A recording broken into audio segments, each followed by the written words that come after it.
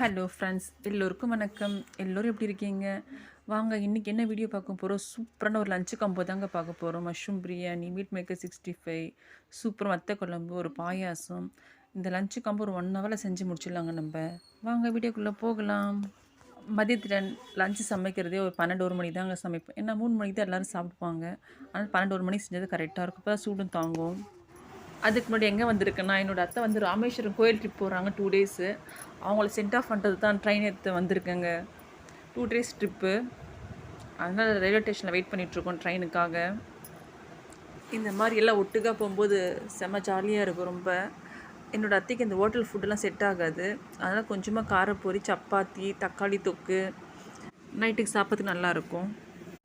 இந்த வீடியோ செவ்வாய்க்கிழமை எடுத்த வீடியோ இது எப்போ எடிட் பண்ணி போஸ்ட் பண்ணணும்னு தெரியாது. செவ்வாய்க்கிழமை எடுத்த வீடியோ இது. சரி, வெஜிடேரியனே செய்யலாம்னு சொல்லிட்டு காளான் பிரியாணி தான் செய்ய போகிறேன். அதுக்கு சீரக சம்பா அரிசி ஒரு 2 டம்ளர் அளவுக்கு எடுத்து நல்லா கழுவிக்கணும். கழுவி ஒரு 1/4 மணி நேரம் ஊற வச்சிடலாம். இன்றைக்கி மீல் மேக்கரும் மஷ்ரூம் வச்சு தாங்க மஷ்ரூம் பிரியாணி செய்ய போகிறேன். இன்றைக்கி கொஞ்சமாக தான் செய்ய போகிறேன். அதனால் குக்கரில் செஞ்சிடலான்ட்டு வச்சுட்டேன். குக்கரில் செஞ்சால் கூட சூப்பராக வருங்க.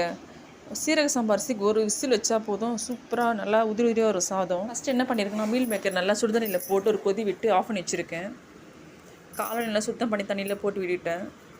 சமையலை பொறுத்த வரைக்கும் பொறுமையாக செஞ்சு தான் எனக்கு வரும். அர்ஜென்ட்டாக செஞ்சோம்னா வராது. உப்பு போல் சக்கரை போடுறோமா, சக்கரை போல் உப்பு போடுறோமா, அது மாதிரி மாற்றி என்ன செஞ்சு வச்சுருவோம். ஆனால் பொறுமையாக தான் செய்வேன் எப்பவுமே சமையல் செஞ்சால். காலை வந்து இந்த மாதிரி ரொம்ப குட்டி குட்டியாக கட் பண்ணிக்கக்கூடாது, கொஞ்சம் மீடியமாக கட் பண்ணிக்கலாம். அப்போ தான் வந்து முழுசாக இருக்கும் பார்க்குறதுக்கு. இல்லைன்னா நல்லா கரைஞ்சி போயிடும் எல்லாமே. நாளைக்கு என்ன சமைக்கிறதுன்னு சொல்லிட்டு முன்னாடி நாளே முடிவு பண்ணி வச்சுடுவேன். அது தேவையான பொருள்லாம் வாங்கி வச்சுடுவேன். அப்படி இல்லைன்னா நம்ம அர்ஜென்ட்டாக போய் கடையில் நம்மளால் வாங்க முடியாது. அதனால் முன்னாடி என்ன சமைக்கிறது யோசிச்சு வச்சுருவேன். அதே மாதிரி மளிகை பொருள் மொத்தமாலாம் போய் வாங்க மாட்டேங்க. மாதத்துக்கு ஒரு முறை அது மாதிரிலாம் போய் வாங்க மாட்டேன். அன்னன்னைக்கு என்ன தேவையோ அதெல்லாம் கொஞ்சம் கொஞ்சமாக வாங்கி வச்சுப்பேன். அது மொத்தமாக என்றைக்கும் போய் வாங்கவே மாட்டேன் நான். வேஸ்ட்டாக போயிடுதுங்க நிறைய பொருள். அதனால் எது தேவையோ அதை மட்டும் வாங்கி வச்சுப்பேன். மீல் மேக்கர் நல்லா வந்து சுடுதண்ணியில் போட்டு வச்சுருக்கோம் இல்லையா, அந்த இது மாதிரி தண்ணியில் ஃபில்டரில் போட்டு நல்லா வடிகட்டிட்டு அது சுத்தமாக தண்ணி இருக்கக்கூடாது, சுத்தமாக ட்ரையாக பிழிஞ்சு வச்சிடணும். இந்த காளானை விட நம்ம நிலத்துலலாம் வரும் பார்த்தீங்களா, காளான் முளைக்கும் பார்த்தீங்களா, மழைலாம் வந்து அந்த காளான் தாங்க சூப்பர் டேஸ்ட்டாக இருக்கும் குழம்புக்கெல்லாம். குக்கரில் கொஞ்சமாக ஆயில் ஊற்றி 2 பட்டை, 2 லவங்கம், 2 ஏலக்காய், ஒரு பிரிஞ்சில், கொஞ்சமாக கல்பாசி போட்டு வதக்கிட்டு ஒரு 2 பெரிய வெங்காயம் நல்லா ஸ்லைஸாக கட் பண்ணி வச்சுருக்கேன், அதை போட்டு நல்லா வதக்கணுங்க. கொஞ்சமாக உப்பு சேர்த்துக்கலாம், நல்லா வதக்கிடலாம் வெங்காயத்தை. நல்லா நல்லா சுருள நல்லா வெந்து வரணும் வெங்காயம். இஞ்சி பூண்டு சுத்தமாக எல்லாம் பேஸ்ட்டு எல்லாமே அரைச்சதெல்லாம் காலி அடிச்சு அதுதான் இஞ்சி பூண்டு அரைச்சிட்ருக்கேன். நான் தோல் வந்து பூண்டு சுத்தமாக தோலை உரிக்க மாட்டேங்க, 1 உரிச்சு அப்படியே போட்டுவிடுவோம். அதான் வாசனையாக இருக்கும், நல்லா ஸ்மெல் வரும் நம்மளுக்கு. சுத்தமாக பூண்டு உரிச்சா நல்லா இருக்காது. இந்த மாதிரி நைஸாக இஞ்சி பூண்டு பேஸ்ட் அரைச்சிக்கணும். பார்க்க என்ன செய்யணும்னா, கொஞ்சமாக சுண்டக்காய் வத்தல் இருந்தது, சுண்டக்காய் வத்த குழம்பு வைக்க போகிறேன். காஞ்ச சுண்டக்காய் வத்தல் தான். ஃபஸ்ட் என்ன பண்ணணும், கொஞ்சமாக ஆயில் ஊற்றி கடாயில் சுண்டக்காய் வத்தல் வந்து நல்லா வந்து தீயாத அளவுக்கு நல்லா வந்து பொன்னிறமாக வறுத்து தனியாக வச்சுக்கணும். இதுமாதிரி வத்த குழம்புக்கு எந்த வத்தல் இருந்தாலும் நம்ம யூஸ் பண்ணிக்கலாங்க. மணத்தக்காளி வத்தல், சுண்டக்காய், கத்திரிக்காய், கொத்தவரக்காய், எந்த வத்தல் இருந்தாலும் இதே மாதிரி வத்தல் நம்ம செய்யலாம். கடையில் கொஞ்சமாக ஆயில் ஊற்றி கொஞ்சமாக கடுகு, வெந்தயம், சீரகம், சும்மா 2 காஞ்ச மிளகா, ஒரு 5 பல் பூண்டு. இதுக்கு வந்து சின்ன வெங்காயம் சூப்பரான டேஸ்ட் கொடுக்கும். சின்ன வெங்காயம் நல்லா உரித்து வச்சுருக்கணும். ஒரு 10 வெங்காயம் இந்த அளவுக்கு வந்து நல்லா உரித்து நல்லா எண்ணெயில் வந்து வதக்கணும். வெங்காயத்தை முழுசாக கூட போடலாம், இல்லை மிக்சியில் ஒரு பல்சீட்டு கூட அப்படியே அரைச்சி கூட போடலாம், நல்லா தான் இருக்கும். இன்றைக்கி காளான் பிரியாணிக்கு நல்லா வெங்காயம் நல்லா வதங்கி வந்துடுச்சு. கொஞ்சமாக புதினா சேர்த்துக்கலாம். புதினா அலசி போட்டுட்டு 2 பச்சை மிளகாய் சேர்த்துக்கலாம். இந்த புதினா நல்லா வதங்கி வரும்போதே அது ஒரு ஸ்மெல்லே சூப்பராக இருக்கும். காளானும் சேர்த்துக்கலாம். இது கூட சேர்ந்து நல்லா வதங்கி வந்துடும். இது கூடவே கொஞ்சமாக இஞ்சி பூண்டு பேஸ்ட்டு சேர்த்து நல்லா வதக்கி விடலாம். வத்த குழம்புக்கு நல்லா வெங்காயம் நல்லா வதங்கிடுச்சு. கொஞ்சமாக உப்பு சேர்த்துட்டு நல்லா வதக்கி விடலாம். மீல் மேக்கர் தண்ணியில் போட்டு நல்லா பிழிஞ்சு வச்சுருக்கு இல்லையா, அதே கொஞ்சம் சேர்த்துக்கலாம்.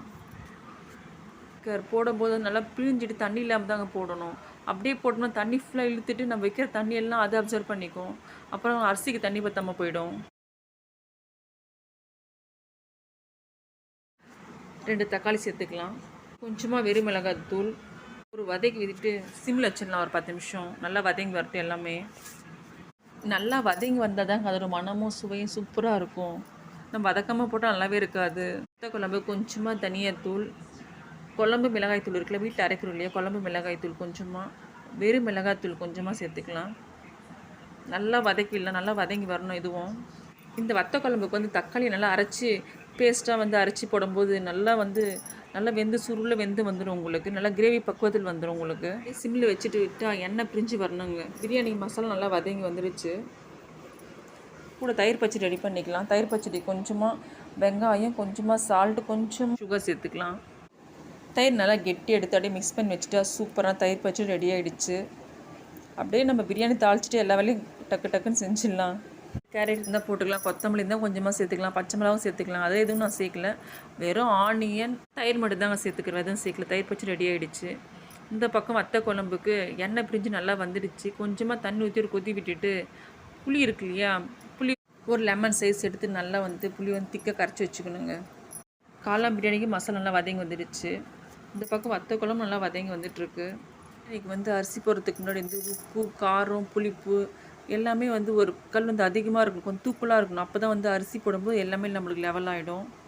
இதுக்கும் நான் குக்கரில் செய்யும்போது தண்ணி பார்த்திங்கன்னா 1 டம்ளர் அரிசிக்கு 1.25 டம்ளர் தான் நான் வைப்பேன். நீங்கள் டம்போடு செய்யும்போதும் சரி, குக்கரில் செஞ்சாலும் சரி, 1க்கு 1.25 தண்ணி வச்சு ஒரு விசில் வச்சா சூப்பராக நல்லா வெந்து வந்துடுங்க உங்களுக்கு. உப்பு காரெலாம் பார்த்து செக் பண்ணிக்கலாம். என் ஃப்ரெண்டு ஊர்லேருந்து வந்திருக்கா, அவள் தான் வீடியோ எடுத்துகிட்டு இருக்கா. காரம் கொஞ்சம் கம்மியாக இருக்குது, காரத்தூள் கொஞ்சம் சேர்த்துக்கலாம். அரிசி நல்லா ஊறிட்டுருக்கு, நல்லா வடி போட்டு வச்சிட்ருக்கேன். தண்ணி நல்லா கொதி வந்துடுச்சு. வத்த குழம்பும் சூப்பராக ரெடி ஆகிட்டுருக்கு. வத்த குழம்பு கொஞ்சமாக மீன் குழம்பு தூள் சேர்த்தா செம்ம டேஸ்ட்டாக இருக்குங்க. சேர்த்துட்டு நல்லா புளி வந்து கரைச்சி வச்சிருக்கு இல்லையா, அதை ஊற்றி ஒரு கொதி விட்டு நல்லா சிம்மில் வச்சுட்டு நல்லெண்ணெய் ஒரு ஸ்பூன் மேலாப்ப ஊற்றி சிம்மில் வச்சு விட்டுனுங்க. நல்லா சுள்ள சுள்ள வெந்து வந்துடும். ஒயிட் ரைஸும் ரசமும் ஆல்ரெடி ரெடி பண்ணிட்டேன் எல்லாமே. இனியும் வத்த குழம்பும் ரெடி ஆயிடுச்சுன்னா சமையல் ஓவருங்க. எவ்வளோ கலர்ஃபுல்லாக வத்த குழம்பு ரெடி ஆயிடுச்சு. இந்த மாதிரி நல்லா வெந்து இந்த மாதிரி கலர் மாறி வரணுங்க. அப்போ தான் சூப்பராக இருக்கும். இந்த மாதிரி ஒரு வத்த குழம்பு செஞ்சு பாருங்க நீங்களும். செம்ம டேஸ்ட்டாக இருக்கும். நீங்களும் இந்த மாதிரி வீட்டில் ட்ரை பண்ணி பாருங்க கண்டிப்பாக. தண்ணி நல்லா கொதிச்சு வந்துடுச்சு. இப்போ வந்து அரிசி சேர்த்துக்கலாம். இப்போ அரிசி சேர்த்துக்கலாம். இப்போ வடி போட்டு வச்சுட்ருக்கு இல்லையா, சுத்தமாக தண்ணி இருக்கக்கூடாது. இந்த மாதிரி ஃபில்டரில் போட்டு ஆல்ரெடி வச்சுட்டு இருந்தேன் இல்லையா, அதை சேர்த்துக்கலாம் இப்போ. இந்த மாதிரி போட்டுட்டு உப்பு காரெலாம் செக் பண்ணிக்கலாம். அரிசி நல்லா வெந்து தண்ணியும் அரிசி நல்லா லெவல் ஆகும்போது தான் நம்ம மூடி போட்டு விசில் போடணும். வத்த குழம்புக்கு நம்ம சுண்டைக்காய் ஆல்ரெடி ஆயிலில் வந்து பொரிச்சு வச்சிருக்கோம் இல்லையா, அது கடைசியாக தான் நம்ம சேர்க்கணும். சேர்த்துட்டு கொஞ்சமாக வந்து வெல்லம் சேர்க்கணும். வெல்லம் அப்புறம் வந்து கொஞ்சமாக லாஸ்ட்டில் வந்து கருவேப்பிலை, பச்சை கருவேப்பிலை சேர்த்து இறக்கிட்டா சூப்பராக ரெடியாகிடும் வத்த குழம்பு. காளான் பிரியாணி கொஞ்சமாக அரை லெமன் தான் எடுத்திருக்கேன் நான். அரை லெமன் சேர்த்துக்கலாம். இந்த மாதிரி ஜல்லிக்கரண்டி வச்சு நல்லா ஃபில்டர் பண்ணிக்கலாம். அரிசியும் தண்ணியும் வந்து இப்போ கரெக்டாக லெவலாக வந்துடுச்சு. ஒரு கலக்கிட்டு இப்போ மூடி போட்டு விசில் போட்டுடலாம்.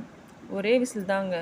ஒரு விசில் வந்து சிம்மில் ஒரு 5 மினிட்ஸ் வச்சு ஆஃப் பண்ணிட்டா சூப்பரான பிரியாணி ரெடி ஆகிடுங்க. நல்லா உதிரி உதிரியாக சூப்பராக வரும் பார்க்கறதுக்கு. இந்த மாதிரி நீங்களும் ட்ரை பண்ணி பாருங்கள். நல்லா தண்ணியும் அரிசி லெவலாக வரணுங்க. லெவலாக வந்தது வந்து விசில் போட்டுட்டு ஒரு விசில் வந்தால் போதுங்க. ஒரு 5 மினிட்ஸு சிம்மில் வச்சு அப்படியே ஆஃப் பண்ணிடணும். வத்த குழம்பு பாருங்கள் எம்மா என்ன கலரில் எப்படி இருக்குன்ட்டு. இந்த மாதிரி ஹோட்டல் என்னங்க செய்யுது, நம்ம வீட்டிலே இந்த மாதிரி செஞ்சு சாப்பிட்லாங்க வத்த குழம்பு. இது ஒரு வாரம் தான் கூட வச்சிருந்து அப்படியே வச்சு சாப்பிட்லாங்க. வெளியே ஃப்ரிட்ஜில் இருந்தால் ஒரு மாதம் ஸ்டோர் பண்ணி சாப்பிட்லாம். சூப்பராக ரெடி ஆயிடுச்சு வத்த குழம்பு. கலர் பாருங்கள், நம்ம எந்த ஒரு ஆர்டிஃபிஷியல் கலரும் சேர்க்கல. நம்ம மிளகாத்தூள் மட்டும் தான் சேர்த்துக்கிறோம், எதுவுமே சேர்க்கல நம்ம. செம்ம டேஸ்ட்டாக இருக்குது. என் ஃப்ரெண்டு வந்திருக்கான்னு சொன்னேன் இல்லையா, அவளுக்காக தான் பாயசம் செஞ்சுருக்கா. அவருக்கு பாயசம்னா ரொம்ப பிடிக்கும், சேமியா பாயாசம். ஸோ சேமியா பாயசம் செஞ்சுருக்கேன் இன்றைக்கி. பாருங்கள் பிரியாணி இப்போ டம்லேருந்து எடுக்க போகிறேன், எப்படி இருக்குது பாருங்கள். சூப்பராக வந்திருக்குங்கள. சீரக சம்பா அரிசிக்கு ஒரு விசில் வச்சா போதுங்க, சூப்பராக வந்துடும் உங்களுக்கு. சேமியா பாயாசத்துக்கு பால் நல்லா வந்து காய வச்சு வச்சுருக்கேன். நல்லா திக்கான பால் வந்து காய வச்சு வச்சுருக்கேன். சேமியா நல்லா வெந்து வந்ததும் பால் ஊற்றி மிக்ஸ் பண்ணி ஒரு கொதி விட்டால் சூப்பர் ரெடி ஆகிடுங்க பாயாசம். இன்னைக்கு பாயாசத்துக்கு முந்தி திராட்சை எதுவுமே நான் சேர்க்கலைங்க. சாரா பருப்பும் பாதாம் இருக்கு இல்லையா, அதை ஒன்றும் பாதியமாக இடித்து சேர்த்துருக்கேன், அவ்வளோதாங்க. வேறு எதுவுமே சேர்க்கல பாயாசத்துக்கு. முந்தி திராட்சை சேர்த்தா என் பையனுக்கு சுத்தமாக பிடிக்காது, அதெல்லாம் சேர்க்கல. கொஞ்சமாக பாதாம் பவுட்ரு இருக்கு இல்லையா, அந்த பாதாம் பவுடர் மட்டும் கொஞ்சமாக சேர்த்துருக்கேன். ஃப்ளேவர் சூப்பராக இருக்கும் அது சேர்க்கும்போது. நம்ம பால் பவுடர் இருந்தால் கூட பால் பவுடர் சேர்த்துக்கலாம் கொஞ்சமாக. பாயாசம் செய்யும்போது தண்ணியா தான் வைக்கணுங்க. ஏன்னா, ஒரு 1/2 மணி நேரத்துல பாயாசம் வந்து கெட்டியா வந்துரும். அதுல வந்து செய்யும்போது தண்ணியா தான் வைக்கணும் நம்ம பாயாசத்த. தேவையான அளவு சுகர் சேர்த்துக்கலாம். சூப்பரான மீல் மேக்கர் 65 ரெடி ஆயிடுச்சு. நம்ம வீட்ல சூப்பரான காளான் பிரியாணி, மீல் மேக்கர் 65, சுண்டக்காய் வத்த குழம்பு எல்லாமே சூப்பரா ரெடி ஆயிடுச்சுங்க. வாங்க நீங்களும் சாப்பிடலாம். இந்த வீடியோ பிடிச்சிருந்தா மறக்காம லைக் பண்ணுங்க, ஷேர் பண்ணுங்க, கமெண்ட் பண்ணுங்க. பாய்.